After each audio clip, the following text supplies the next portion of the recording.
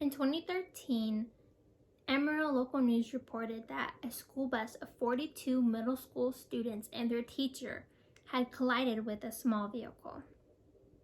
20 minutes later, my class and I were informed that 13 of our fellow classmates had been transported to the hospital, one of which being a very close friend. We have all ridden the school bus at least once in our lives. It was our daily transportation to and from school, used for field trips, or even high school games in and out of town. A variety of minors ranging from 5 years old to 17 have ridden the school bus, and it is very seldom that the bus was equipped with seatbelts. That is okay. Today, I will be telling you why school buses are safe just as they are without seatbelts because of how they are built. There is rhyme and reason to such a shocking claim, one reason being an engineering concept called compartmentalization, which the National Highway Traffic Safety Administration strongly stands by, according to a CNN Wire article. Even more, according to the Ontario School Bus Association, minors are 16 times safer riding a school bus to school than riding to school in the family car. Currently, buses are just safe as they are. As I mentioned before, school buses use the concept of compartmentalization. So in the construction of a normal school bus, compartmentalization utilizes strong, closely spaced seats that have energy-absorbing seat backs, which protects children in the event of a crash, according to the National Highway Traffic Safety Administration, which is also known as the NHTSA. The NHTSA also explains that school buses are significantly larger and heavier than your normal everyday passenger car. This is important because it means that school buses distribute crash forces differently, resulting that bus passengers are experiencing much less crash forces than those riding in normal cars, like light trucks and vans.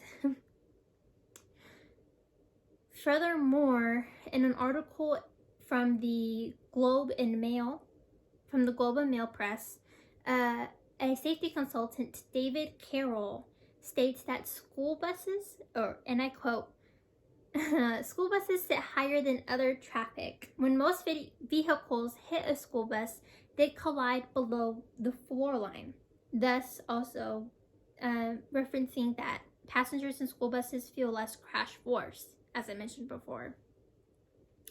Also, David Hoffman from the American Academy of Pediatrics admits that compartmentalization indeed works for minor crashes, and that seatbelts would only benefit high-speed accidents and bus rollovers, which in his words are very rare.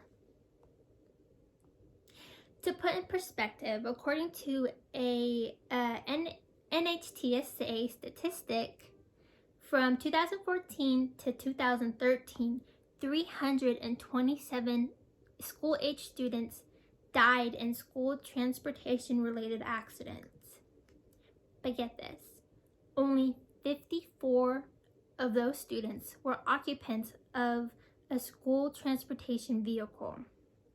So what does this mean? This means that in the span of 9 years, 54 children died riding the bus. Meanwhile, 273 students had passed away in other modes of transportation.